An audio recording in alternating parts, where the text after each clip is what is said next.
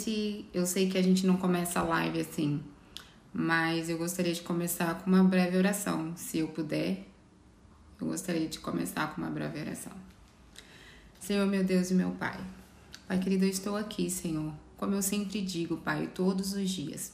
O Grupo Deus é Fiel não é apenas um grupo, Pai, ele é uma igreja. Aqui é onde, Senhor, eu me senti abraçada, Senhor, eu me senti acolhida, onde as minhas forças são renovadas, Pai. Pai querido, agora eu peço, Senhor, que não seja, Senhor, a minha boca, Senhor, mas que a minha boca seja usada pelo Seu Espírito Santo para falar aos corações, Pai. Ser com eles também que vão ouvir, meu Pai, que seja edificante, Pai, para eles, assim como todos os outros testemunhos são para mim. Pai querido, Tu sabe de todas as coisas. Todas as coisas cooperam para o bem daqueles que amam a Ti. Nós estamos aqui em prova que nós nos amamos e que nós o amamos. Então, Pai, eu peço que o Senhor seja conosco em nome de Jesus. Amém. Eu vou começar lendo em Salmos. Eu sou igual a irmã Márcia, eu gosto de ler. Salmo 102 e eu vou a partir do versículo 16, que diz assim: Pois o Senhor reconstruirá Sião, ele aparecerá em sua glória, ouvirá as orações dos indefesos e não rejeitará as suas súplicas. Fique isso registrado para as gerações futuras, para que um povo ainda não criado louve o Senhor. Conte-lhes que o Senhor olhou para baixo de seu santuário celeste, do alto olhou para a terra para ouvir o gemido dos prisioneiros, para libertar os condenados à morte. Assim o nome do Senhor será proclamado em Sião, seu louvor em Jerusalém, quando os povos se reunirem e os reinos vierem para servir ao Senhor. No meio de minha vida, ele me tirou as forças e me encurtou os dias. Mas eu clamei a ele: ó meu Deus, que vive para sempre, não tires minha vida enquanto ainda sou jovem. Muito tempo atrás lançaste os fundamentos da terra e com as tuas mãos formaste os céus. Eles deixarão de existir, mas tu permanecerás para sempre. Eles se desgastarão como roupa velha. Tu os trocarás como se fossem vestuário e os jogarás fora. Tu, porém, és sempre o mesmo. Teus dias jamais terão fim. Amém. Os filhos de teus servos viverão em segurança e seus descendentes prosperarão em tua presença. Amém. Meu testemunho vai ser um pouquinho diferente do que vocês estão acostumados, né, a ouvir. Mas a irmã Sandra conhece a minha história, um pouquinho da minha história, e ela falou: nossa, seu testemunho é muito forte, eu gostaria que você compartilhasse, porque, irmãos, eu ainda não tenho meu casamento restaurado, mas o que eu venho falar aqui para vocês é para edificação da sua fé e para mostrar que ele será em nome de Jesus, assim como de vocês também serão. Eu nasci num lar evangélico. Os meus pais, o meu pai até então, quando eu nasci, ele era pastor, já há muitos anos. Então, quando eu nasci, ele já era pastor. E eu tive uma infância na igreja, mas aos 15, 16 anos, por aí, eu me revoltei. E eu saí da igreja, aos 15, 16 anos, adolescência. E aí eu fui pro mundo. Quando eu tinha 22 anos, eu fui embora do Brasil. Eu decidi ir para Londres e estudar. Falei, vou embora daqui. Ali já não estava mais dando certo para mim no Brasil. Tive a oportunidade e eu fui para fora do país, lá na Inglaterra, estudar inglês. E tudo que o mundo tem para oferecer ali, eu me aproveitava. E assim eu vivi. Passei alguns anos lá, mas parece que quando as pessoas falam que realmente tem sempre um vazio na gente, quem tá fora e tem esse vazio não entende por que tem esse vazio e o que é esse vazio. Mas eu sempre tive. Eu fui uma adolescente obesa, eu era muito imensa mesmo, eu era bem gorda. Eu com uns 18 anos eu já pesava em 150 quilos, eu era bem grande mesmo. E quando eu fui pra Londres, eu já fui... Quando eu voltei de Londres, a primeira vez que eu fui 2 vezes, eu voltei e fiz cirurgia do estômago.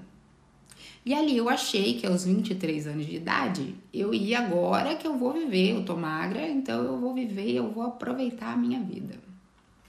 E assim o fez. Voltei para Londres de novo, só que nada mudou. Já não era, desde os 16 anos eu fumando um cigarro, eu sempre fumei desde quando eu saí da igreja. Parece que a gente faz as coisas para poder, já que eu não podia, naquela época eu não podia usar calça, eu não podia pôr brinco, eu fui colocar meu brinco, eu já era adolescente, colocar brinco na orelha. Não podia nada, não podia cortar cabelo, nada podia. E meu pai era pastor de igreja, então muito menos a filha do pastor podia cortar, né?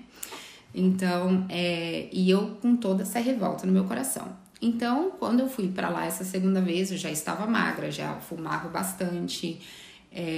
Então, eu achava que estava aproveitando a vida, mas nada supria esse vazio que eu tinha dentro de mim. Quando eu muito triste, eu ficava naquele lugar. Aquele lugar é um lugar muito escuro, todo santo dia, assim, chove, é muito raro o dia que não chove. É um lugar escuro, parece assim que as trevas estão sobre aquele lugar.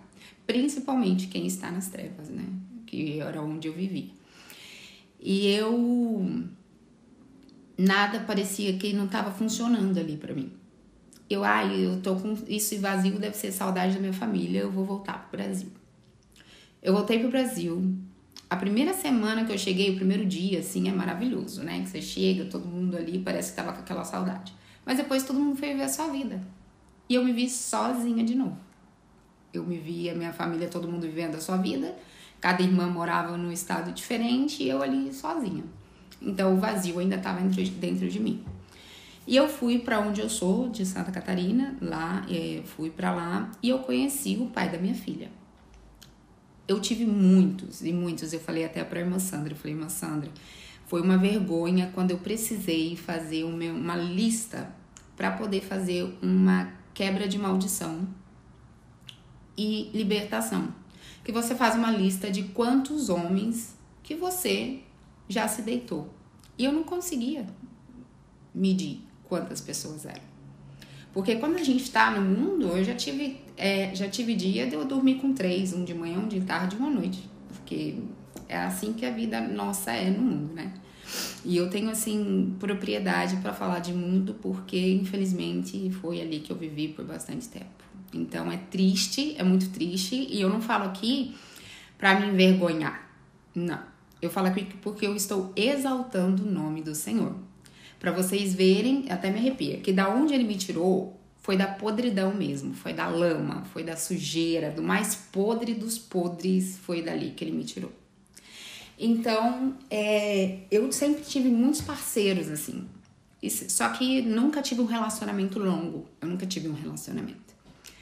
Quando eu conheci o pai da minha filha, lá em Balneário Camboriú, olha onde eu conheci ele num centro de recuperação, uma clínica de recuperação, de louco. Eu conheci ele lá. Ele estava saindo da clínica, ele tinha acabado... Eu cuidava de uma mulher lá, que eu cuidava dela. Estava ajudando uma amiga minha, porque ela era enfermeira, e ela pediu para que eu pudesse cobrir o plantão dela. E eu cuidava e eu conheci ele, tomando vários tipos de remédio, onde ele tinha tentado o suicídio por várias vezes. Só que quando eu conheci, a gente conhece a pessoa que está saindo da clínica, ela tá bem. Então, essa pessoa eu conheci, eu lembro que naquela semana eu tinha ficado até com o juiz da cidade. Só que ele me tratou diferente. A primeira vez que a gente saiu, ele me levou flores, ele cozinhou pra mim, ele não me levou pra jantar. Ele, assim, um prato que toda mulher gosta, né? Assim, dado flores, chocolate, você foi muito bem cuidada. E eu achei que aquilo faria diferença pra mim. E eu falei assim, nossa, é com esse homem que eu quero ficar. E ele me achava, assim, muito linda. E ele não era tão bonito assim. Mas ele era muito gentil, muito educado, era um homem que sabia falar. E nessa gentileza toda dele, foi questão de 1 mês, nós já estávamos morando juntos e eu engravidei. Então, o que a gente vai fazer? Eu, como filha de pastor, por mais que eu vivia no mundo, eu não poderia dar esse desgosto pro meu pai. E o que eu fiz? Vamos casar. Quando foi pra casar, ele pegou uma certidão, por aí que eu falo pra vocês que eu vivi o outro lado. Ele era divorciado, ele estava se divorciando. E ele pegou a certidão de divórcio dele. Por mais que eu era filha de... Eu não tinha entendimento nenhum. Eu nunca tinha ouvido falar em restauração. Nunca tinha ouvido falar, até que chegou pra mim isso. Mas eu nunca tinha ouvido falar de restauração.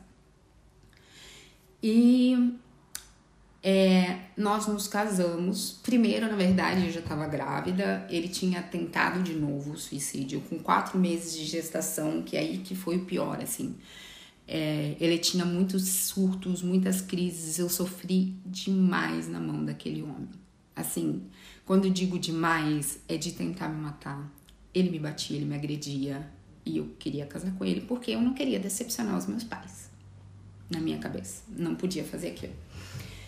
E eu queria uma família para minha filha. Também não ia deixar a minha filha sem uma família. E eu entrei naquilo ali. E quando a gente, hoje em dia, ouvindo os testemunhos de pessoas que viveram no adultério, porque até então eu estava no adultério, eu não sabia.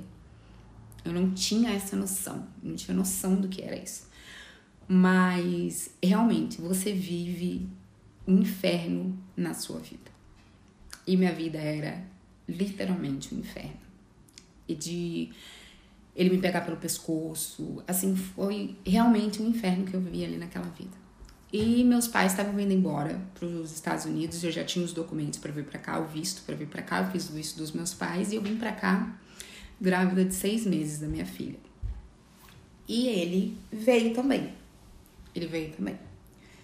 Quando foi umas 2 semanas antes da minha filha nascer, ele tenta o suicídio de novo. Só que aqui é um pouco diferente no Brasil. E ele tomou 40 comprimidos de um remédio chamado Depakote. No Brasil, não sei se alguém conhece esse remédio, mas é um remédio tarja preta fortíssimo. E nisso ele ficou na UTI por muito tempo. E eu tive a minha filha sozinha, ele na UTI. E eu precisei passar o resguardo na casa da minha mãe. E quando nós saímos do hospital, porque ele teve alta no mesmo dia que eu e minha filha tivemos alta, ele também teve alta no mesmo dia. Quando nós saímos do hospital, então eu precisei passar o resguardo na minha mãe. E ele foi também.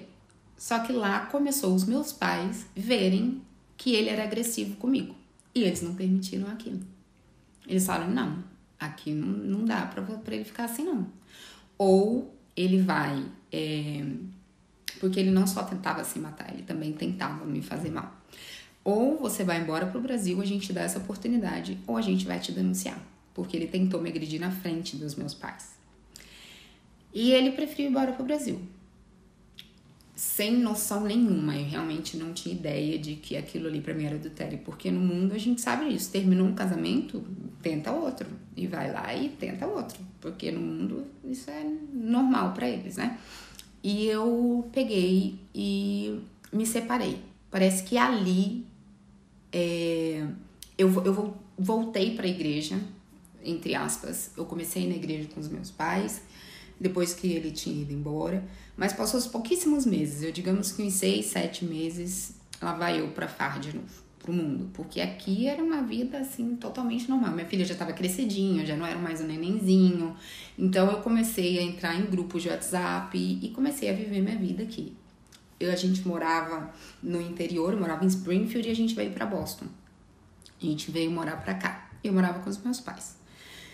Eu fui uma mãe, assim, totalmente negligente com a minha filha, porque eu resolvi realmente viver o mundo sem ter entendimento. E aí, vários outros homens, inclusive homens casados e tal, sem ter noção. Eu sabia que era errado, mas não de que o que a gente toma pra gente fazendo esse tipo de atitude.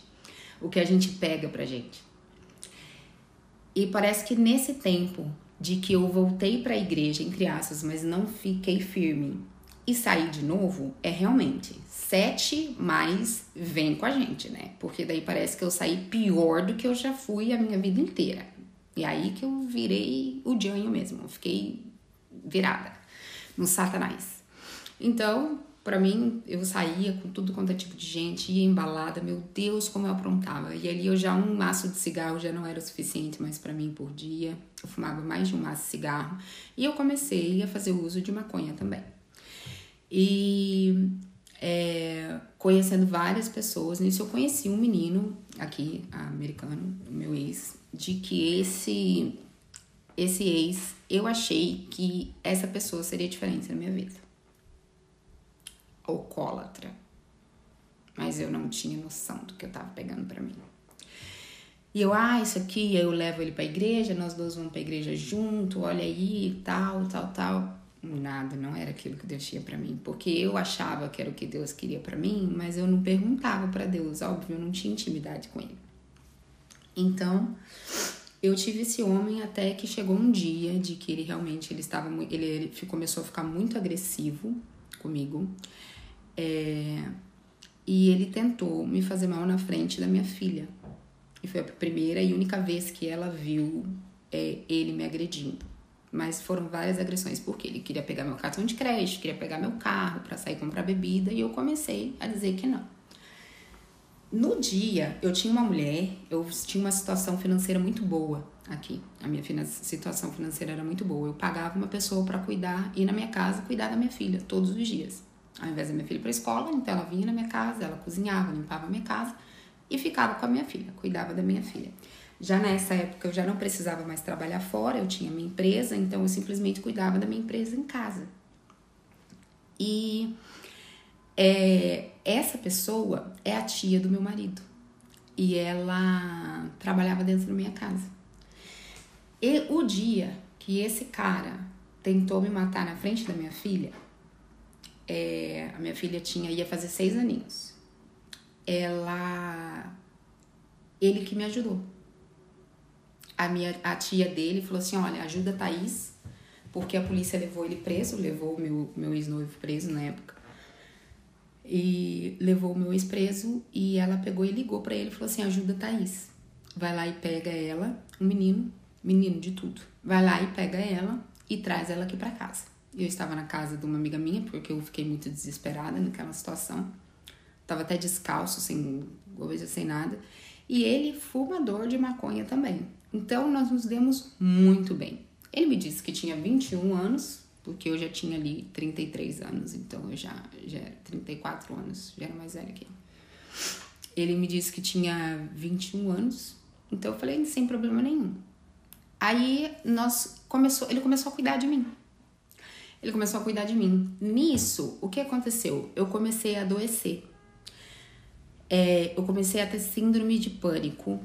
E um dia eu tive um pânico tão ruim que eu tive, como é que chama? Aquele que paralisa um lado do rosto, esqueci o nome. Não é AVC, gente, esqueci o nome. Derrame. Isso, derrame. Aí eu tive aquilo, fiquei no hospital um tempo. Esse menino não saía do meu lado. Na época era Covid e nem podia ficar. Tinha hospitais que não podia ficar junto. Ele ficava dentro do carro, comigo no vídeo, mas ele não me deixava. Não só saía de perto. Depois disso, passou-se um tempinho, pouquíssimo tempo. A minha vesícula, eu não sabia que eu tinha problema na vesícula. E ela explodiu dentro de mim. Tava cheia de pedra. E o líquido que estava dentro dela era um líquido infectado. E ele infeccionou. Então, eu perdi a vesícula e um pedaço do meu fígado nisso. Eu perdi a vesícula e um pedaço do meu fígado. O meu corpo apodreceu por dentro. Eu fiquei muito tempo. Gente, foi de hospital, indas e vindas, foram 8 meses muito doente. Muito doente. E eu precisei até de cadeira de roda. E ele sabia o quanto eu ficava triste de ter que andar de cadeira de roda. O que ele fazia? Ele me carregava no colo. Ele me levantava no colo. Menino, gente, ai, que uma gracinha. Eu achava aquilo ali um amor. Assim, eu achava uma gracinha. A tia dele dizia, esse menino quer você, esse menino quer você. Eu assim, nossa, o menino tá sendo um amor e tal. E eu convidei ele pra vir, porque ele já não tinha mais lugar pra morar. Aquele negócio, eu não tenho pra onde ir, eu vou ter que ir embora de cidade, que eles inventam e tal. Eu falei assim, você pode morar comigo. Ele veio morar, morava eu sozinha com a minha filha, numa casa muito boa que a gente tinha na praia. E ele cuidava de mim, ele me dava banho, ele penteava meu cabelo, ele cuidava de mim, ele fazia comida, ele me dava comida na boca porque eu fiquei muito fraca. Eu tenho vídeos, tudo eu gravava, tudo eu tirava foto. Ele, assim, parou a vida dele, ele parou de trabalhar e cuidando de mim, porque eu também não podia e ele não podia fazer nada e ele cuidava de mim. Depois a tia dele falou, Thaís, você vigia? Porque esse menino não tem 21 anos, não. Ele não tem 21 anos. Eu, tia, chamava ela de tia, capaz, ele deve ter. Então, se ele não tem 21, ele deve ter 20. Gente, ele tinha, na época que, na verdade, eu descobri quando eu fui casar com ele, um dia que nós levamos os nossos passaportes pra casar, ele tinha 18 anos de idade. Era um menino. E um amorzinho. Assim, bem da roça ele não sabe escrever, ele falar, é muito, assim, um amor que dá de 10-0 em qualquer homem mais velho de 40 anos. E eu, muito doente, quando a gente fala, minha mãe sempre dizia, quando não vem pelo amor, vem pela dor. Todas as vezes que eu chegava no hospital, o médico dizia, sempre hospitais diferentes, médicos diferentes, nossa, se você não tivesse chegado aqui agora, você tinha morrido. Nossa, sorte sua, porque você teria morrido. Quando um dia eu cheguei, uma missionária, que era minha amiga, que na verdade, assim, eu tive do Brasil o marido dela, que era amigo do meu pai na época, e ela me ligou. E ela falou, Thaís, você tá precisando de alguma coisa? Eu falei assim, olha, eu tô voltando pro hospital agora. Ela falou, você me deixa saber qualquer coisa. Ela falou assim, mas Jesus te ama. Se você quiser, eu posso começar a fazer uma campanha contigo para Deus te dar ao menos fôlego de vida. Porque eu tinha tido Covid também nesse meio tempo. E eu já não conseguia nem respirar. Para eu levantar o braço, eu ficava muito cansada. Muito, eu não tinha força para levantar o braço. E ela começou a orar comigo, pedindo para Deus fôlego de vida.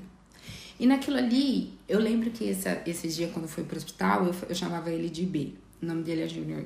Eu falei assim para ele, B, eu queria que você trouxesse minha Bíblia. Você pode trazer minha Bíblia? E eu sempre tive Bíblia na minha casa.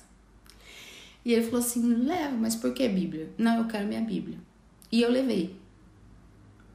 Aquilo ali, eu comecei a comer aquele negócio dentro daquele hospital. E eu comecei a viver, e eu falava assim, realmente, quando não vem pelo amor, vem pela dor. Então Deus me colocou aqui, passando por tudo isso, para eu poder ver que o que eu preciso é de Deus. E ela me ajudando. Eu não sabia que ela estava fazendo uma campanha além, para que eu pudesse ver e voltar para Jesus.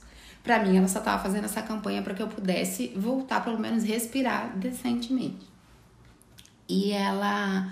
Quando eu saí do hospital, ela falou assim, Thaís, eu posso começar a fazer oração contigo todo dia, se você quiser. Eu falei assim, amém. E nisso, eu comecei a ter o desejo. E os médicos já tinham me proibido mesmo de fumar, só que eu não conseguia. E eu falei assim, quer saber, eu vou abandonar tudo e Deus vai me ajudar.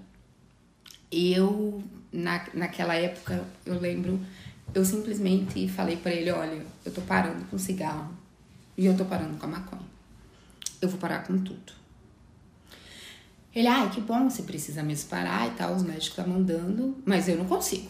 Ele vivia dentro pra mim. Eu não consigo, porque eu já fui muito. Você é forte, eu não sou, não sei o quê. Eu não, tá tudo bem.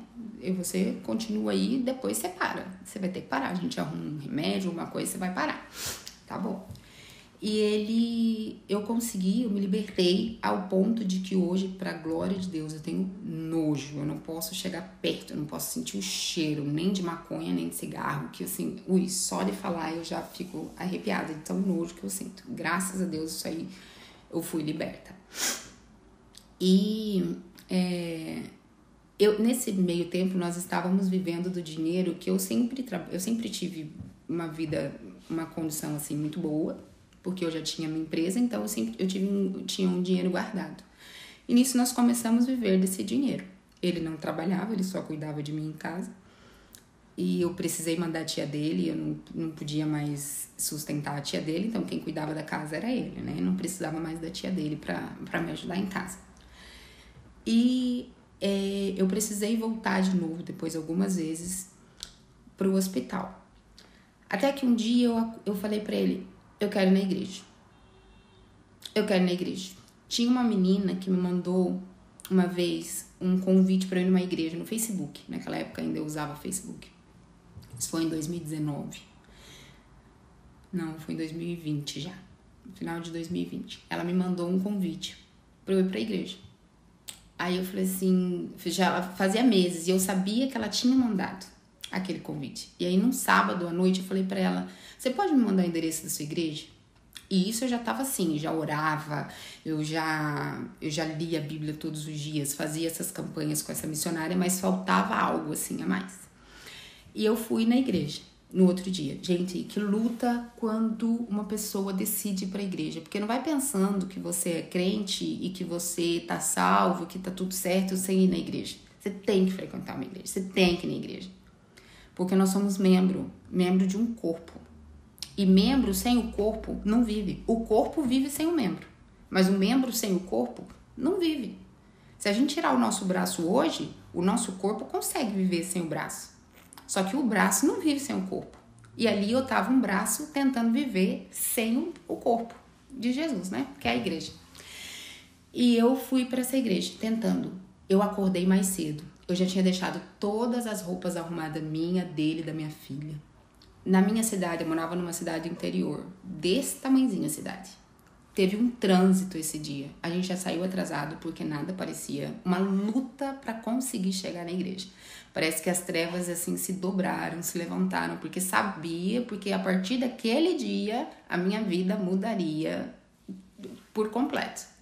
E o inimigo sabe quando ele tá prestes a ser derrotado, né? Naquela batalha ali, porque ele tentou por mais de 30 anos na minha vida. Me matar. Quantas vezes o inimigo tentou me matar? E eu consegui chegar na metade da pregação na igreja. O culto estava quase terminando. Só que da metade pra frente, o que a pastora estava pregando lá, na verdade, quando eu entrei na igreja, eu vi que quando nós chegamos aqui nos Estados Unidos, aquela igreja, não o mesmo endereço, mas aquela igreja era a igreja que eu tinha ido quando nós tínhamos chegado aqui. E eu não sabia que era a mesma igreja, que é a igreja que ela tinha mandado o endereço dela. E eu já senti impactada, eu falei, meu Deus, e eu cheguei aqui, que eu frequentei aquela igreja, né? Por alguns dias, mas eu frequentei. E a pastora, ninguém me viu, uma igreja muito grande, e na hora do apelo, quando ela falou assim, olha, tem alguém aqui que gostaria de voltar para Jesus, eu nem esperei ela terminar. Aquilo ali, a gente ainda naquela época usava máscara. Eu me joguei lá naquele altar. Eu me joguei, e ali eu chorava, e ali Deus me renovou no mesmo momento, assim, sabe? Foi assim, glória do céu, e era uma coisa assim que era que eu realmente estava precisando para ter vida. E o que eu pedi era fôlego de vida, e aquilo ali eu conseguia até correr pro altar, porque ele realmente, a fome que me deu de querer Jesus, sabe? De querer Deus. Eu saí dali eu falando para ele, eu não quero viver em pecado. A gente vai ter que casar. Eu não quero viver em pecado, eu não quero viver em pecado, eu quero ser cheia do Espírito Santo, eu quero que a nossa casa seja uma casa abençoada. E desde pequenininha que eu ia pra igreja com os meus pais, o meu maior sonho diante de Deus, o meu maior sonho era entrar na igreja com um marido e 2 filhos para adorar o Senhor. Eu sempre tive esse sonho. Eu sempre tive esse sonho de estar na igreja com um marido e 2 filhos. Só que eu não podia ter mais filho depois da minha filha. Eu tive uma doença eu tenho anemia, mas eu tive uma doença muito grave. Depois de uma semana que eu voltei para Jesus na igreja, eu já estava com uma cirurgia marcada. Não, 2 semanas, minto. Depois de 2 semanas. Eu estava com a cirurgia marcada para retirar o meu útero, porque eu não podia. E menstruar me fazia ficar muito mal. E era sempre quando eu precisava retornar para o hospital, quase morrendo. Eu voltei nesse dia, na outra semana, na quinta-feira, esse foi no domingo, na quinta-feira eu fui pra igreja de novo. Quando eu cheguei na igreja na quinta-feira, no final do culto, que o culto lá era de quinta e domingo. Quando eu cheguei na quinta-feira na igreja, eu não acreditava em profecia, gente. Filha de pastor, mas eu não acreditava, porque pra mim profecia era aquilo lá, Deus vai te dar uma chave, ou vai sempre falar assim, você vai te dar um carro, você vai ter dinheiro, você vai pro mundo e tal, essas coisas de que existe muito aí hoje em dia, né? Então eu não acreditava em profecia, mas nisso eu já tinha tido uma conversa com os pastores ali da igreja, contei a minha história e tal. Quando essa mulher, que não era pastora, eu não conhecia ela foi usada por Deus, ela chegou, ela colocou a mão no meu ventre e falou assim, ó: eu estou te curando hoje. Eu estou te curando hoje. E eu estou te curando porque você vai gerar de novo. E o que você vai gerar um menino. Falou a cor dos olhos do meu filho, falou o cabelo, falou que ia ser a cara do pai, falou a cor dele. E aquilo ali eu só chorava. Mas não vai achando que eu tava chorando porque eu tava maravilhada com a profecia. Eu estava chorando porque eu achava um absurdo usarem do que a maior vontade que eu tinha, que era de ter outro filho, eles estarem abusando dessa vontade. Assim, pra me deixar feliz. Eu imaginava que era isso. E ela falou tudo, e eu estou curando, e ele vai ser um profeta meu. Porque nações se renderão a mim por causa do teu filho. E aquilo ali, a hora que eu saí da igreja, o culto terminou, eu saí e eu fui chorando pro pastor. Eu falei assim, vocês não têm vergonha de fazer uma coisa dessa? Com uma pessoa que acabou de voltar pra Jesus, vocês ficarem fazendo uma coisa dessa? Porque é muito feio, é por isso que eu não acredito em profecia. Olha aí o que vocês estão fazendo. Porque vocês sabem que eu já tô com a minha cirurgia marcada pra semana que vem. E vocês fazem uma coisa dessa. Era um sonho de uma pessoa vocês fazerem isso. É muito feio vocês fazerem isso. E falei, o pastor bem calminho. Meu pastor é uma benção.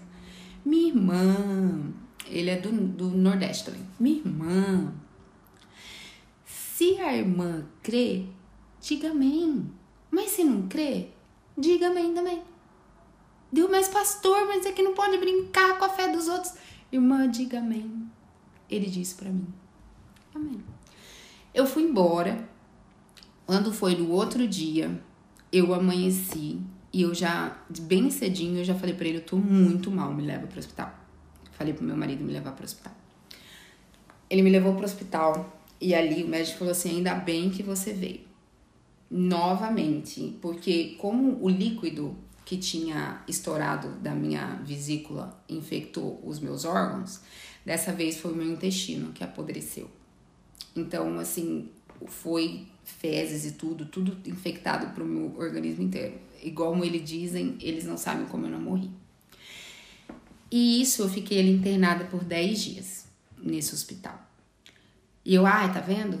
E menstruei ainda por cima, estando no hospital. Eu falei, tá vendo? Aquilo ali era só mentira e tal. E aquilo ali eu não criei. E deixei quieto.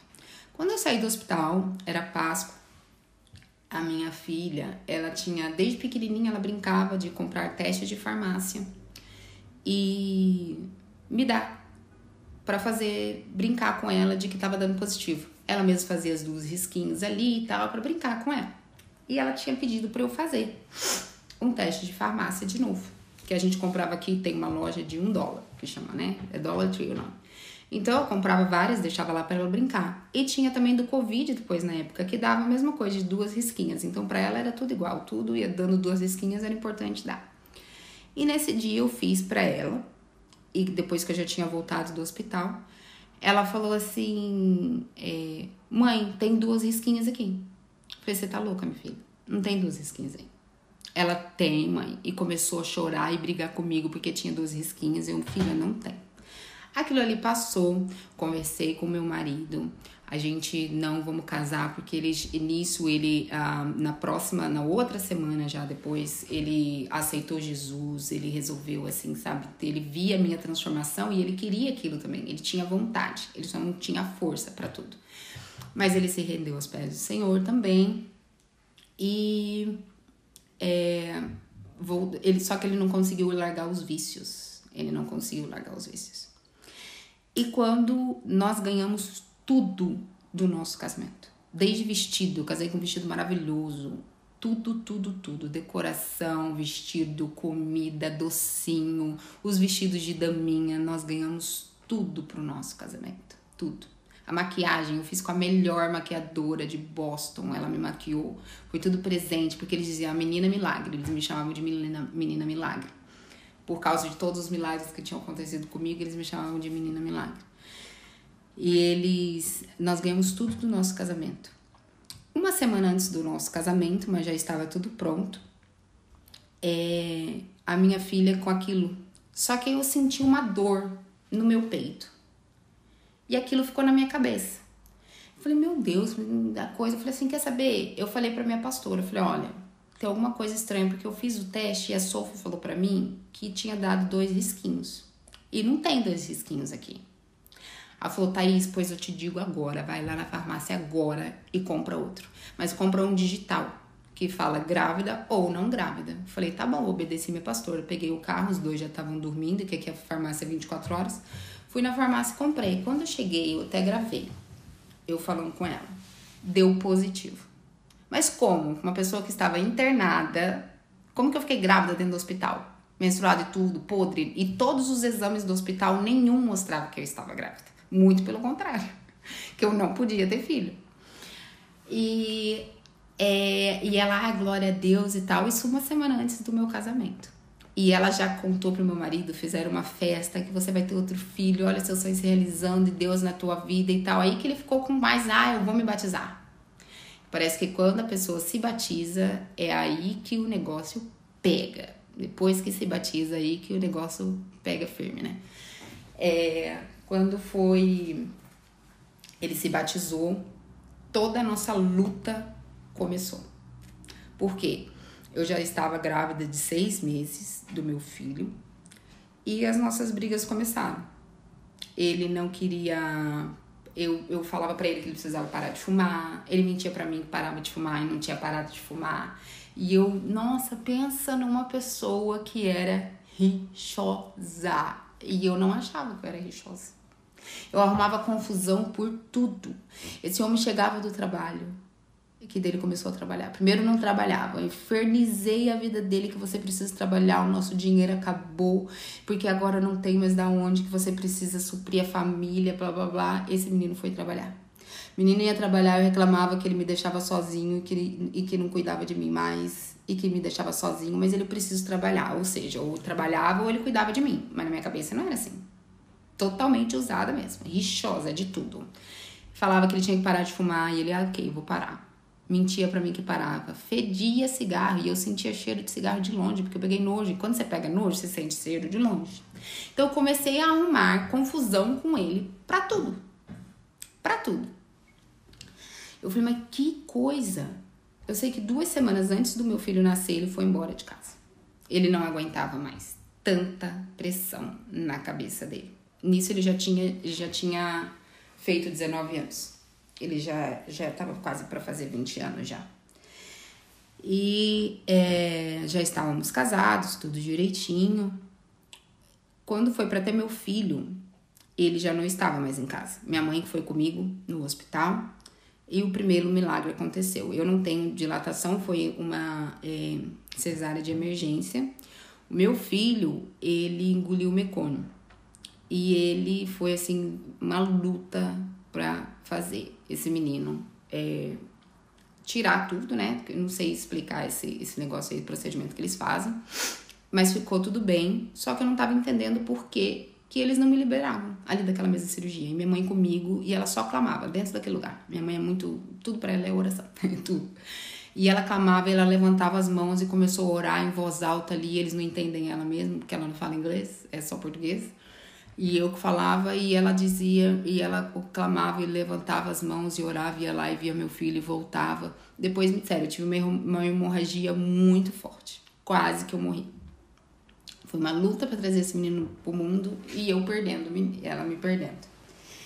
E, ok. Depois, tive uma reação alérgica, eles me deram uns antibióticos por causa disso que aconteceu comigo.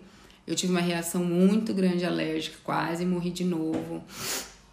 Satanás tentando ceifar a minha vida de qualquer forma, porque mal ele sabia que eu me tornaria uma mulher de oração. Com a glória de Deus, hoje eu posso dizer que hoje eu sou uma mulher de oração. E o que ele não gosta é quando a gente se posiciona para clamar para o nosso Pai. Ele não gosta disso. Por isso que antigamente a gente não ouvia sobre restauração, porque as mulheres de antigamente, elas eram posicionadas. As irmãzinhas do coque, o que elas faziam? Por que eles diziam que círculo de oração, as irmãzinhas tudo de mãozinha dada, elas eram totalmente posicionadas. Então o inimigo não tinha vez com elas. Usava, sim, acontecia, principalmente de ter marido alcoólatra e tudo mais, mas eles não saíam de casa, não. E elas lutavam pelo casamento delas e era no joelho, elas eram posicionadas, não tinha essa palhaçada que tem hoje em dia. Por isso que hoje em dia tem restauração de casamento, porque nós precisamos estar posicionadas. Porque é através de nós, os homens também, mas é através de nós que Deus quer para poder levar a palavra dele. E falar que ele cura ainda. Se eu não tivesse ido pro vale da sombra e da morte, para quem que ia saber de que Jesus realmente cura? Né? Aí o que aconteceu? O pior ainda tá por vir. É um pouco longo a situação. Quando a gente voltou pra casa, o meu marido quis conhecer o neném, falou assim, então tá, vou ficar, e voltou pra casa. Aí eu comecei a falar, você não pode ficar aqui fumando. Agora eu sei quem é. No caso de hoje, que a irmã Sandra falou pra mim, eu sei quem é. Você não pode ficar aqui fumando maconha, fumando cigarro. Agora tem um bebê, não pode. Mas ok. Com 13 dias de vida, o pior aconteceu na vida do meu filho.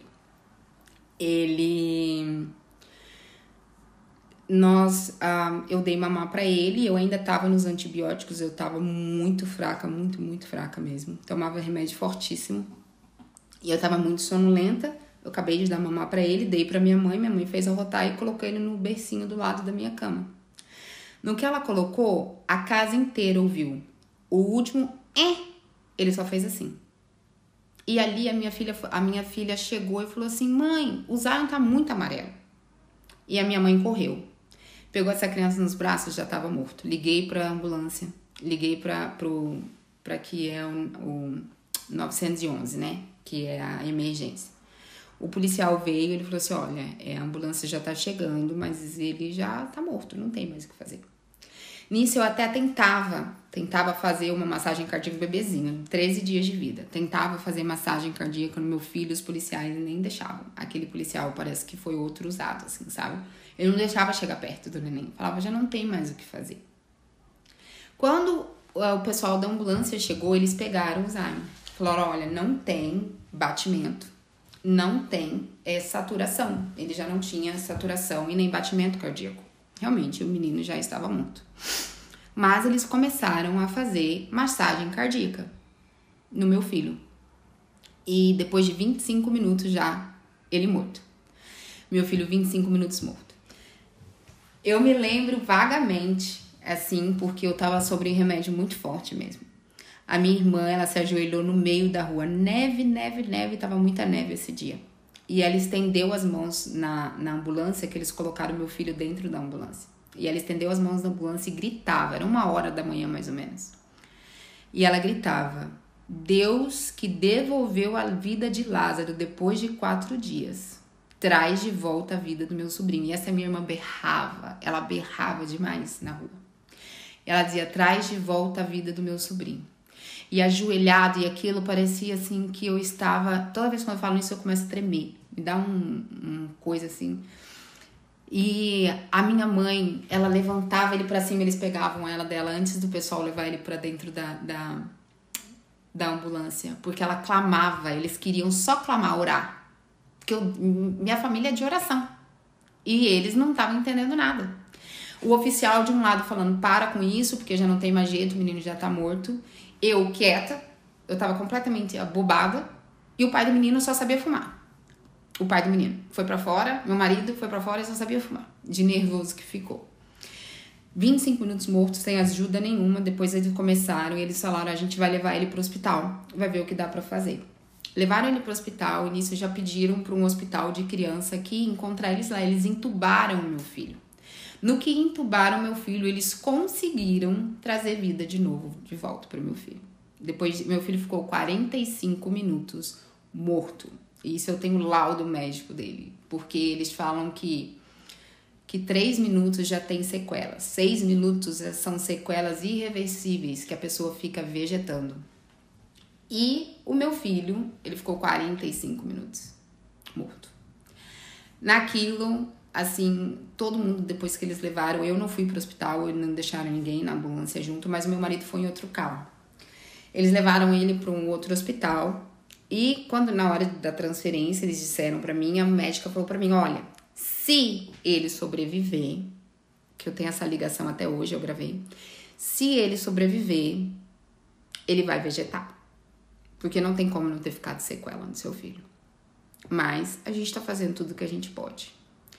Parecia pra mim que aquilo ali, tudo que ela falava, parecia que ela só tava falando blá, blá, blá, blá, blá, blá, blá, blá, blá. Porque nada entrou na minha cabeça.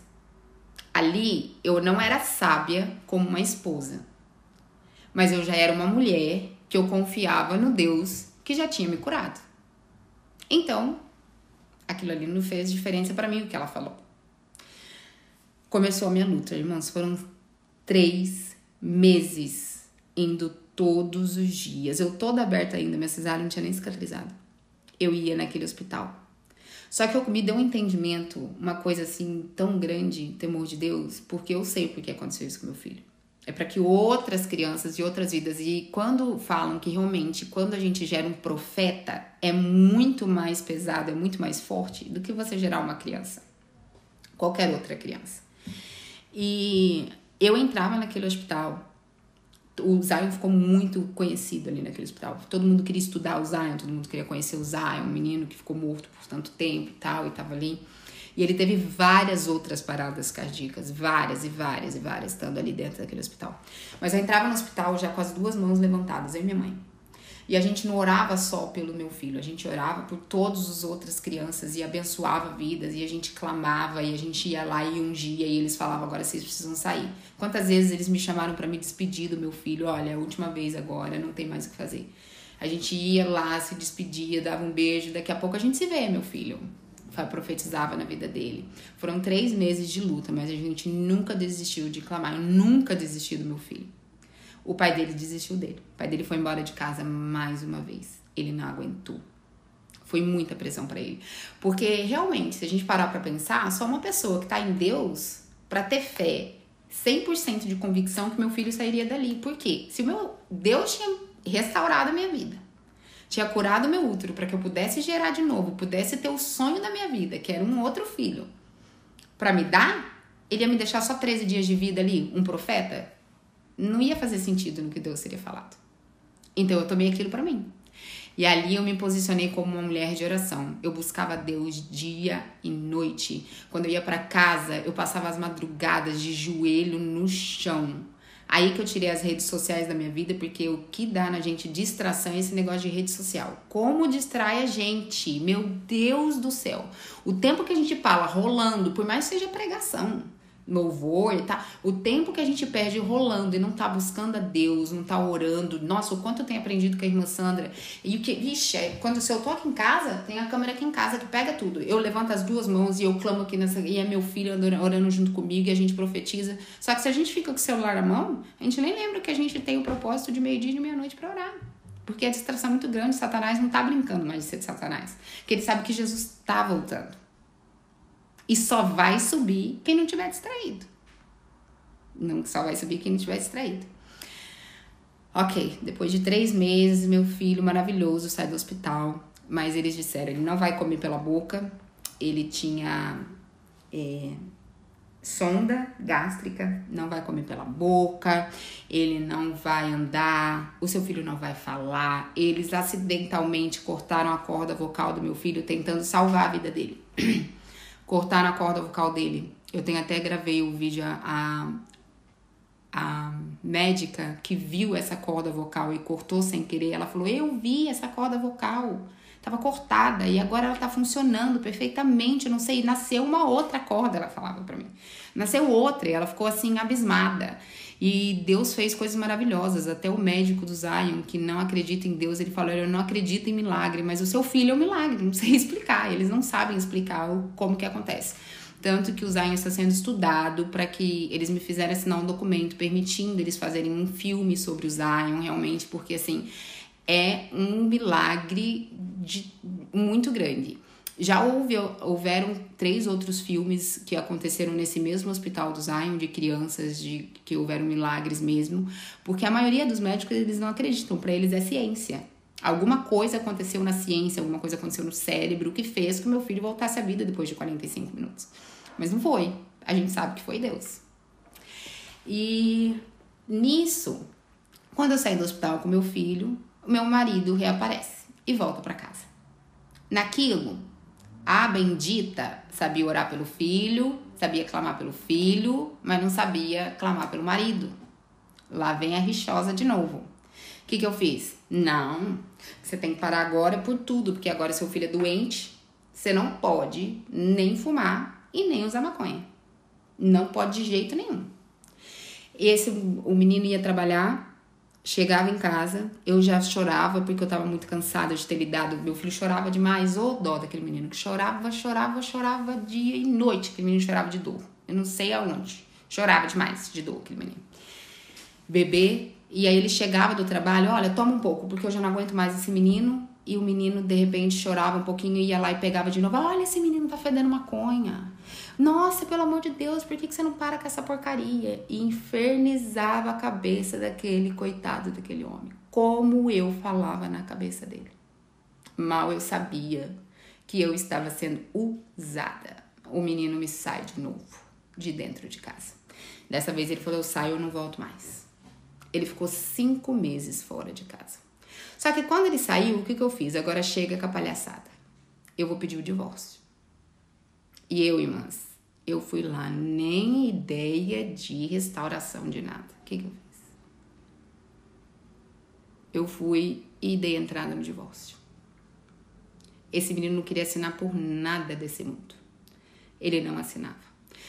Peguei um policial, que eles chamam de... Eu não sei como que é o nome. Mas ele pode ir levar o documento e ele é obrigado a assinar na frente desse policial só para mostrar de que ele recebeu, ele estava sendo notificado que ele estava recebendo o pedido de divórcio. Ele não teve opção, ele teve que assinar. Nisso ele assinou, esse oficial combinou comigo de no outro dia eu pegar esses documentos com ele para levar na corte, para poder me divorciar. De levar, não sei como é que fala a corte, não sei. De levar lá onde divorcia, lá no lugar. Quando eu fui buscar, que eu não podia ir, eu pedi pra uma amiga minha ir lá buscar esse documento, ela falou, Thaís, não tem nada aqui. E o cara, tem sim, porque eu deixei, tá dentro da minha caixinha do correio, pode pegar. Não tem nada lá. E o documento desapareceu. Deus usou uma pessoa e falou assim, eu não sou Deus de divórcio. E eu falei assim, o que é isso então? E não entendi. Falei, se não é pra buscar o divórcio, eu tenho que buscar, por que eu tenho que ficar com ele desse jeito? Eu não quero um homem drogado dentro da minha casa. E aí eu comecei, não sei como, gente, eu não sei falar pra vocês, não sei como. Apareceu pra mim um vídeo da Leni, a minha psicóloga, a Leni Pinhatti, e ela apareceu, ela nunca tinha me falado, mas apareceu um vídeo com a missionária, ai meu Deus, o nome dela, Ivani. E ela falando disso, sobre o divórcio. E de primeira aliança nesse vídeo. Porque até então eu falei, quando eu ouvi divórcio, ok, não posso me divorciar. Mas eu já sou divorciada. Então eu tenho que buscar a restauração com o meu marido, o pai da minha filha. Porque eu fui casada com ele. Então eu tenho que buscar a restauração com ele. Mas não, eu não quero aquele homem pra mim. Como é que eu vou buscar uma coisa que a gente nem se fala há muitos anos? Já fazia mais de 7 anos que eu nem falava com ele. Como é que eu amo esse homem aqui? Eu amo esse menino que cuidou de mim. Como é que eu vou lutar por um outro homem que não tem noção de fazer? Eu nem sei se tá mais vivo. Eu peguei e comecei a assistir. Eu não assistia os vídeos, mas eu assistia os testemunhos.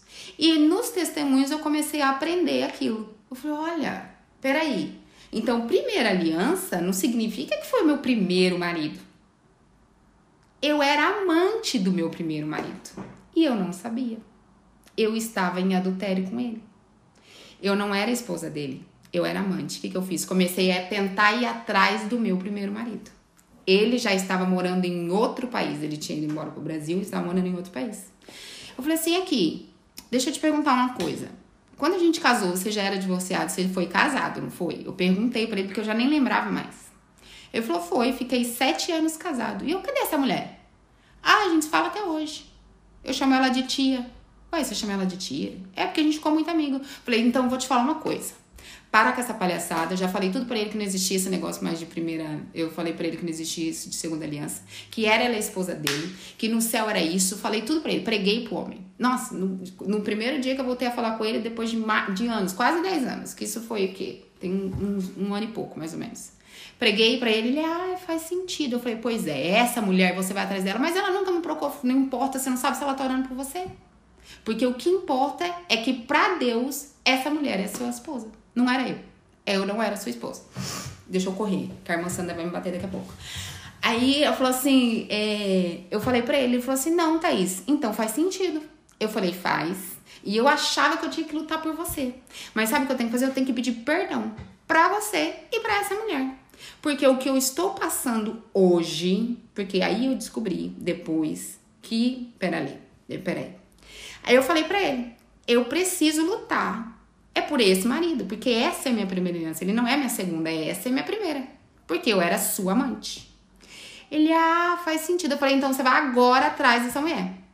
Você vai atrás. Não, mas eu não quero nada. Ela nem quer mais nada comigo. Eu falei, você não sabe. Por que ela não casou até hoje? Alguma coisa aí tem, você vai atrás. Falei pra ele, com toda a autoridade que Deus me deu ali naquele momento. Comecei a fazer campanha. E ali eu fazia campanha. Campanha. E esse meu marido, ele toda vez que ia visitar meu filho, meu Deus, parecia que um satanás entrava dentro de mim. Mesmo orando. Eu arrumava confusão na terra pra brigar. Mesmo sabendo de que era pra ele voltar pra casa. Passou-se 5 meses, ele voltou pra casa, entendi, tratei ele muito bem, aí eu já tava calminha, tratei ele bem e tal, voltou pra casa, ficou 3 meses só na minha casa. Só que aí, esses 3 meses foi onde eu impulsionei de tão ruim que eu fui com ele. Eu impulsionei esse menino aí pra cocaína. Ele foi pra uma droga mais pesada, porque era muita pressão na cabeça dele. Nada que eu sou culpada de ter feito isso. Mas eu não sou santa. A gente não é santa. Porque se a gente começar a sondar o nosso coração, a gente vai ver que a gente erra, que a gente tem muito erro. O que eu comecei a fazer? Fiz uma lista de tudo, de todas as áreas da minha vida. Nossa, eu sou uma péssima mãe. Gente, eu não sou mãe para meus filhos, não. E eu comecei. Tá vendo como você não é santa? Não era ele que era o culpado porque ele é o drogado. Não, você também é culpada. Olha o que você fazia que esse menino mandava. Porque eu era mais velha, 14 anos mais velha que ele. Eu achava que ele era meu filho.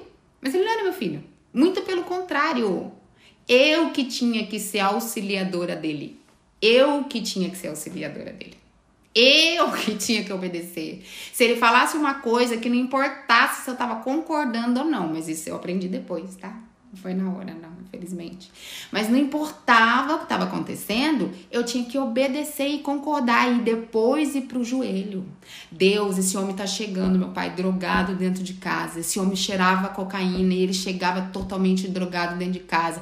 Ajoelhava, pedia perdão e no outro dia ia lá e fazia de novo. E eu dizia, eu aqui com essa criança e sofrendo e tal. E falava para Deus, mas o homem chegava, eu dei lenha no cara. E ele sem entender nada. Nada, não entendia nada. Por quê? Tava com uma rixosa dentro de casa. A mulher de Provérbios 31 passava bem longe de mim. Bem longe. Não era nada. Nem aos pés dela chegar. Quando eu entendi isso, que eu falei assim... Ele saiu de novo da minha casa. Depois só durou 3 meses. Mas aí eu já tinha esse entendimento. Deus já tinha me falado que não queria o divórcio. Eu falei, eu não vou te mandar embora dessa vez. Só que se você quiser ir embora, eu não vou te segurar. Ele entrou dentro da minha casa, era 3 horas da manhã. Eu estava num retiro de mulheres. Tinha deixado as crianças com a minha mãe. Ele levou tudo que tinha dentro de casa. Tudo. Com um outro amigo, saíram de lá 5 horas da manhã. Até TV. Com um drogado. Tinham cheirado cocaína no quintal da minha casa e levaram embora. Tudo. Falei, eu não vou te mandar embora. Mas se você quiser ir, eu não posso te segurar. Eu não posso. E aí que eu comecei a me posicionar de verdade. Como uma pessoa que queria restauração. Só que não tinha. Eu só achava que tinha esse canal da missionária Ivanilda. Eu não sabia que tinha outros. Eu não sabia que tinha grupo de WhatsApp. Eu não sabia. Só que eu lutei 1 ano e 5 meses. Sozinha. Eu e Deus. Com tudo que eu podia fazer. Esse homem me odiou. Quando eu descobri, Foi a primeira vez que ele foi visitar meu filho, porque ele abandonou meu filho depois dessa segunda vez que ele foi embora, ele abandonou total. E ele falou, vou visitar, o juiz permitiu, por causa das drogas, aqui eles são muito rigorosos com isso. Ele só podia ter visita assistida. E eu deixei ele ter uma visita na casa da irmã dele, que a gente já era de boa. Eu e minha sogra, ódio mortal. Eu precisei fazer uma campanha de Ruth e Noemi para poder voltar um vínculo com a minha sogra, que eu nunca tive. Mas eu fiz, foi tudo o que eu conquistei hoje, foi no joelho. Ele foi, a primeira visita que ele foi, ele falou, você não vai subir lá. Eu falei, por que eu não vou subir na casa dela? E a gente era muito amiga, eu e minha cunhada. Por que eu não vou subir? Eu falei, vou subir. Quando eu subo lá, pense, gente, uma mulher dentro da casa da minha cunhada. Que é isso? Nossa, misericórdia, nunca mais vou tirar aquela cena da minha cabeça. Eu assustei quando eu vi aquilo. Falei nada, desci. E aquilo ali, eu fiquei incomodada. Eu tava só com a minha filha. E eu falei assim, Deus tá querendo me mostrar alguma coisa nisso. Comecei a orar. Pedi pra Deus. Aí depois, quando ela foi embora, eles foram embora. Fui buscar meu filho. Ela falou, ele tá namorando. Eu falei assim, tá bom. Falei assim. Antigamente, a Thaís de antigamente ia fazer um escândalo. Só que aí eu comecei. Deus começou a me mostrar. Não surta, sabe por quê? Porque você fez o mesmo. Ela não tá entendendo. Pra ela, ele é solteiro. Vocês já se separaram. E você fez o mesmo. Então agora, e vai pro joelho. Que tá ali, eu engoli o choro, eu chorava. Ai, como eu chorava. Quando eu descobri a vontade que eu tinha de xingar essa mulher todinha. Que culpa que essa bendita tinha de estar aí metida nesse angu todinho. Ela não tinha culpa nenhuma. Porque eu tinha feito tudo aquilo. Eu tinha pego o marido de outra. Casei com o marido da outra. Tive filho com o marido da outra. Vivi o inferno com aquele marido e ainda não queria me divorciar daquele homem. Eu queria ficar com ele. Ou seja, eu falei assim, não, olha, realmente a vida nos surpreende. E Deus mostra. Mas aí eu fiz, aí Deus já começou a me dar um entendimento. O que eu comecei a fazer? Tudo. Comecei a buscar e Deus me mostrar e me direcionar. Eu comecei a fazer coisa de libertação. Fiz uma listinha de todos os pecados que eu tinha cometido, que eu me lembrava, fiz e comecei a orar em cima daquilo. Fiz uma campanha de 7 semanas. Que pensa que é fácil? Não é não. Pra gente se libertar de uma coisa é muito difícil. Falei pra Deus, até esses dias eu falei pra irmã Sandra, mas eu já fiz campanha, mas parece que aquilo ali fica vindo atrás de mim. Que tudo que eu tô passando é porque eu tô pagando pelo que eu fiz. Que tudo que ela tá fazendo agora é porque eu já fiz antes. E ela, não, minha filha, não deixa Satanás te trazer isso na mente, não. Não deixa, porque Satanás, ele acha que ele tem o poder de ficar te jogando essa seta pra você lembrar do seu passado. Mas tudo, você já não fez a libertação? Deus já pagou, já esqueceu. Não tem que te trazer a memória o que você fez. Agora já acabou, aquilo ali tá passado. Falei, amém, glória a Deus, então. Só que eu comecei a me cansar. Porque eu tava lutando sozinha. E eu vendo essa mulher, parece que tudo ali prospera. Mas eles estão tentando engravidar. Mas ele não sei o quê. E ele foi morar, gente, o apartamento dele fica na frente do cassino de Boston. Ele mora muito bem. Ele me deixou dívidas. Uma pessoa que tinha dinheiro. Eu fiquei cheia de dívida. Eu fui despejada da minha casa. Hoje em dia eu moro num abrigo. Pra pessoa de quem eu era antes. E eu não tenho vergonha nenhuma de falar isso, porque eu sei que tudo que Deus faz é permissão dele, e eu estou sendo tratada em tudo. Então, hoje em dia, eu já entendo, acho que eu não chorei. Nossa, como eu chorava. Chorava, eu vou pra rua com essas 2 crianças e tal. Mas tudo tem pra gente poder depender de Deus. E parece que quando a gente fala, agora falando, parece que já vai mais me libertando ainda. Então, Deus, eu já sei que o Senhor já tá preparando a minha casa, porque eu não posso trabalhar, meu filho tem problema no coração, é autista, o benditozinho, que grita, canta e prega o dia inteiro, 24 horas esse menino prega e grita, pregando o dia inteiro, canta e prega. Haja ouvido, a irmã Sandra quase que não pode falar comigo, porque ele grita e prega e canta o dia inteirinho. E eu fui despejada da minha casa que eu morava, uma casa de frente pro mar, fui despejada da minha casa, eu tive que morar num abrigo, sozinha, com 2 filhos, um abrigo que é rato, tinha percevejo na época, Nossa, e deu-lhe o que fazer pra poder me livrar desses bichos, gente. Pensa. Mas eu não arriei, não. Aí que eu orava mais. Só que eu comecei a cansar. Então, há 3 semanas atrás, chegou num dia que eu falei, eu não aguento mais. Porque eu sou sozinha. Aqui é o 3º andar. Eu tenho 4 hernias de disco. Meu filho pesa 23 quilos. E eu tenho que subir à noite, às vezes com ele dormindo, eu não aguento. E não tem elevador. É nessa casa, cheia de bicho. Eu não sei o que é dormir, porque eu morro de medo de rato. Até uma vez eu pedi pra Deus pra me ajudar a ter coragem pra jogar um rato que tinha morto fora. Porque eu não tinha coragem de jogar. Isso tudo Deus tratando. É tratamento de Deus mesmo. Porque eu me achava, eu era patricinha, gente. Eu era muito patricinha. A riquinha, eu falava pra irmã. E eu só andava no salto, maquiada, eu era do mundo. Maquiadona, salto. Até acordava de manhã já me maquiando. Quando eu casei, eu só andava com uns vestidão desse tamanho. Engordei 60 quilos. Virei outro mundo de novo, que engordei tudo de novo. O cabelo era só no birotinho aqui. Calcinha era só aquelas calçolas, igual diz a irmã Sandra. Porque aí agora eu vou falar, não, realmente, a partir de agora vai tudo pro lixo.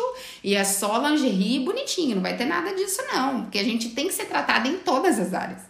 A gente tem que ser tratado em tudo, senão nada muda, né? Graças a Deus eu emagreci. Falando nisso, no final da oração, vocês vão orar por mim, porque pra glória de Deus, depois do que eu comecei... Tá, pera. Voltando. Eu cansei nesse dia. Era numa terça-feira. Eu falei, eu não aguento mais. Eu não aguento mais lutar. Eu vou parar de lutar. Eu não vou mais ficar lutando por restauração. É uma coisa que eu não tô vendo. Eu sei que vai acontecer. Só que eu tô perdendo muito tempo da minha vida só lutando por isso. Eu não aguento mais. Só que eu falei, eu não vou casar de novo, porque eu não vou viver no adultério. Porque a Thaís, pra voltar pro mundo, é nunca mais. Eu não volto mais pro mundo. Satanás perdeu. Então, vou desistir. Nisso, eu tava lendo um livro. E esse livro, no final, eu imaginava que esse livro era de restauração. Juntos Somos Um, que era do pastor Walter. No final do livro, pelo telefone, tava falando, junte-se a um grupo lá, não sei o que de WhatsApp. O quê? Tem grupo de WhatsApp para restauração de casamento? Peguei e entrei e tava dizendo, procure uma parceira de oração. Aí eu achei uma parceira de oração, mas que a parceira de oração vivia igual ou pior que eu. E eu, ai meu Deus, eu vou lá me pegar uma mulher primeiro que a outra, uma tava lutando pelo namoro. E a outra tava lutando pelo segundo marido. Eu falei, tá, gente, não é possível uma coisa dessa, tá vendo? Não é pra ser, o negócio é sozinho no deserto, mesmo, no deserto sozinho. Só que essa pessoa me adicionou no grupo da irmã Sandra, 3 semanas atrás. Quase 4 já, né, eu acho. Umas 3 semanas atrás. Me adicionou. E eu já tava desistindo mesmo, aí quando eu vi que as pessoas que estavam se dispondo a orar por mim, era só misericórdia. Não podia uma pessoa dessa orar por mim. Como é que uma pessoa dessa vai orar por mim? Não, eu prefiro orar sozinha mesmo. Deus, muito obrigada. Né? Não preciso de ajuda. Só que entrei no grupo. No outro dia que eu entrei, foi me apresentado o relógio de oração, porque eu nem imaginava. Gente, eu nunca tinha ouvido falar isso. E aí eu peguei, eu falei assim, aí não sei quem que me mandou um áudio, e a irmã Sandra também me mandou. E falou, esse aqui é o relógio de oração e nós estamos num propósito de profetizando sobre Vale de Osso Seco. Nossa, aquilo ali eu chorava tanto. Eu chorava tanto nesse dia. Deus, muito obrigada por ter me mostrado realmente a hora que a gente quer desistir, aí o que o Senhor manda e não sei o que. Foi assim, né? Aí a irmã Sandra pegou e me mandou um áudio lá no grupo da oração. Por isso, gente, vocês têm que ouvir o áudio. Para de palhaçada e vai ouvir os áudios da irmã Sandra, de oração. E ela falava assim, ó, você que tá orando, levanta a sua mão, com a autoridade que ela tem, né? Aí, na hora, opa, já vou obedecer. Levantei as mãos e ela profetiza sobre a sua casa. E profetiza. E faz uma lista, ela falando pra mim. Faz uma lista do que você quer profetizar, uma lista de oração. Eu mostrei, eu não vou entrar ali, senão vou acordar as crianças. Eu mostrei pra ela a lista. Falei, eu vou fazer essa lista em nome de Jesus. Eu vou profetizar em cima desses negócios e vai acontecer. Com a fé que eu tava era coisa, né? Porque pra mim, parece que eu tinha chegado no fundo do poço, só que daí eu achei a luz no fundo do poço. Que era o grupo Deus é Fiel. Porque até então, pra mim, já não tinha mais o que ajudar. Gente, tá tarde. Ai, meu Deus, não me mata. Peguei e entrei no grupo Deus é Fiel. Eu falei assim, não, vou profetizar. E o que eu tinha? Como eu emagreci muito, desde 2011, quando eu fiz minha cirurgia do estômago, as minhas hérnias de disco, eu emagreci, eu fiquei com muita pele extra, muita sobra de pele. E isso piora a minha coluna, eu fico com muito mais dor ainda. E eu fui há alguns anos já pro médico e eu pedi pra eles, o médico me indicou que ao invés de eu fazer uma cirurgia para as hérnias, que é muito mais arriscado, que era para fazer uma cirurgia para tirar as peles. Só que o seguro não cobria essa cirurgia inteira. Se cobrisse, era só parte dessa cirurgia. Se cobrisse, era só uma parte dessa cirurgia. E eu, ok, já tinha me esquecido disso. Só que nesse dia que a irmã Sandra mandou fazer a lista, eu fiz e coloquei lá a lista. E levantei as mãos e dali a profetizar em cima. Senhor, destrava aquela cirurgia, meu Deus. Destrava, Senhor, que seja feito. E eu creio que o Senhor veio ter um mover, que blá, blá, blá. Só que daí eu não sou boba. Eu não oro só no meu... Eu, pra tomar tranco, eu oro junto com ela no áudio dela. Porque daí a gente se sente inspirada pelo fogo ali que tá caindo. Eu não sou boba nem nada, eu oro junto ali no fogo dela. E aí eu, nossa, com toda a autoridade que Deus tava dando pra ela, nem é pra mim, né? Eu orando e profetizando, aí orava no negócio, não sei o quê.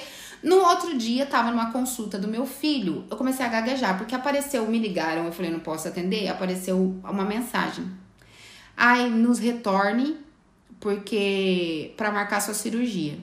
Eu falei, ué, liguei. Eu falei, eu acabei de receber uma mensagem de vocês, pra te avisar que o seguro liberou sua cirurgia, pra marcar. E isso, gente, foi 2 semanas antes do dia 27. Minha cirurgia é dia 27, depois de amanhã. E aí ela pegou e falou assim... Eu falei, tá, mas e quanto que daí vai ser a minha parte pra pagar? Porque eu sei que o seguro só é... Ela falou, não, moça, o seguro cobriu tudo. Cobriu correção de cicatriz, cobriu a barriga inteira. Você vai fazer tudo. Eu, o quê? Na hora eu desliguei. Eu falei, eu nem conheço a irmã Sandra, depois eu vou ligar. Liguei pra ela. Você não acredita! Desesperada. Eu comecei ontem a campanha e eu levantei a mão e eu comecei a declarar e gritar na minha casa e agora eles aprovaram e eu ia precisar pagar de 10 a 20 mil dólares e eu não tenho nem 2, quem dirá de 10 a 20 e eu não tenho, e eu gritava com ela no telefone e ela assim, nossa, mas irmã, você tá fazendo um negócio que funciona e eu, ai, glória a Deus, porque eu tava perdida e que não sei o que, então assim, foi um divisor de águas na minha vida. Sabe? Um divisor. Daí então que eu aprendi a profetizar, minha filha. Tem horas que assim, realmente, fico cansada. Principalmente eu que lido com o Zion e tal. Mas não vem botar desculpa, gente. Nós, seres humanos, nós somos terríveis pra ficar inventando desculpa onde não dá pra inventar desculpa. Eu tenho uma criança de 3 anos com um problema no coração, ele não pode gritar e ele grita. Ele não pode gritar, porque ele tem arritmia. Ele não pode, ele tem um monitor aqui dentro. O médico dele fica bravo comigo, eu falo, deixa, o menino não tá pregando, tá cantando, deixa. Deus não vai deixar morrer. Ele é profeta, né? Então não vai deixar morrer. Eu falo, porque senão eu vou ficando louca. Esse menino grita 24 horas, a irmã Sandra viu. Esse menino bagunça e eu 24 horas. Tenho problema da dor nas costas, eu tenho outra filha que eu tenho que cuidar, eu moro em abrigo, eu tenho que... É um monte de coisa. Se a gente ficar inventando as desculpas pra poder não clamar por aquilo que a gente precisa, ou pedir pra outra pessoa, irmã Sandra, ora aí por mim, tá bom? Pra Deus restaurar o meu casamento, porque eu sei que Deus é... Gente, não vai achando que eu tô orando pra Deus restaurar o meu casamento. Óbvio, eu amo meu marido, eu profetizo em nome de Jesus. Mas eu não quero viver em adultério. Então, se for pra eu estar casada, porque a Bíblia fala é bom que a gente não fica só, mas agora eu não tô só, eu tenho vocês aqui. Eu não tô só. Então, Deus vai restaurar o que tá. Ah, mas ele é drogado. O mesmo Deus que devolveu a vida do meu filho, hoje meu filho fala, meu filho come, meu filho corre, que não ia nem andar, o meu filho corre, o meu filho come, meu filho fala, meu filho canta, meu filho prega. O mesmo Deus que fez isso, ele tem todo o poder de devolver a vida pro meu marido, de curar, de restaurar, de transformar, e ainda vai ser um amor ágape, um amor muito melhor do que aquele amor que ele tinha antes. Ai, a irmã Sandra acha que ela tá de namorinho com o marido dela, mas o meu vai ser muito melhor que isso. Então, assim, a gente tem que ter essa fé, porque se a gente não tiver, minha filha, não há oração da irmã Sandra que ela fizer por você que vai funcionar se você não crer. Entendeu? Porque você precisa fazer pela sua família. Então, assim, o meu casamento ainda não foi restaurado. Só que a minha vida foi. E Deus não é Deus de deixar você abandonada.